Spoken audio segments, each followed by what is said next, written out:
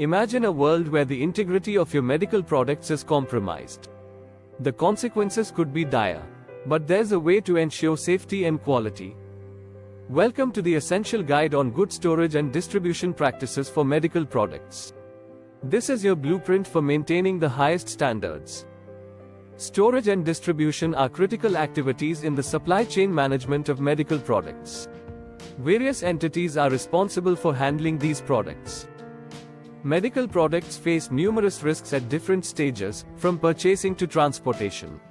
Each step must be meticulously managed to prevent substandard products. Substandard and falsified products pose a significant threat to public health. Protecting the supply chain is paramount to ensure safety. This guideline outlines steps to fulfill responsibilities at different stages of the supply chain, preventing the introduction of substandard products into the market. Applicable to all entities involved in storage and distribution, this includes manufacturers, wholesalers, brokers, suppliers, and logistics providers. Governments, regulatory bodies, and healthcare workers should also consider these guidelines to prevent the distribution of substandard products. Compliance with legislation and regulations is crucial. Every activity must adhere to good manufacturing practices, good storage practices, and good distribution practices. Quality management is the backbone of these practices. A comprehensive quality system must be designed, documented, and correctly implemented. Senior management holds the ultimate responsibility to ensure an effective quality system is in place, resourced, and maintained. The quality system should ensure that medical products are procured, stored, distributed, and delivered in compliance with legislation. Operations must be clearly specified in written procedures, and responsibilities must be defined in job descriptions. Quality risk management is essential. A system to assess, control, communicate, and review risks at all stages of the supply chain is necessary. Management review should be periodic, involving senior management and focusing on the effectiveness of the quality system. Complaints about product quality or packaging must be recorded, investigated, and addressed with appropriate corrective actions. Returned goods should be handled according to authorized procedures, ensuring their quality is satisfactory before reissue or reuse. Recalls must be prompt and effective, with procedures checked annually and updated as necessary.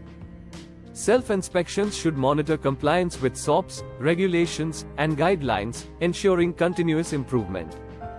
Premises must be suitably located, designed, and maintained to ensure proper operations like receiving, storage, and dispatch. Storage areas should be of sufficient capacity, clean, and maintained within specified temperature limits to ensure product quality. Stock control and rotation are vital. Records of stock levels must be maintained and updated after each operation. Equipment, including computerized systems, should be suitable for its intended use, appropriately designed, and maintained. Personnel must have appropriate qualifications, experience, and training to ensure compliance with good storage and distribution practices. Documentation is key. All procedures, records, and data must be designed, completed, reviewed, and authorized as required. Activities and operations should be conducted in accordance with national legislation, good storage practices, and good distribution practices. Medical products should be procured from authorized suppliers, and deliveries should be examined for damage and completeness. Repackaging and relabeling should only be performed by authorized entities, ensuring compliance with applicable requirements. Transportation of medical products must maintain the conditions stated on the labels, minimizing risks to product quality. Outsourced activities should be performed by authorized parties, with written contracts defining responsibilities and compliance requirements. Procedures must be in place to identify and handle substandard and falsified products, preventing their distribution. Thank you for watching. Remember, maintaining the integrity of medical products is a shared responsibility. Stay vigilant, stay compliant.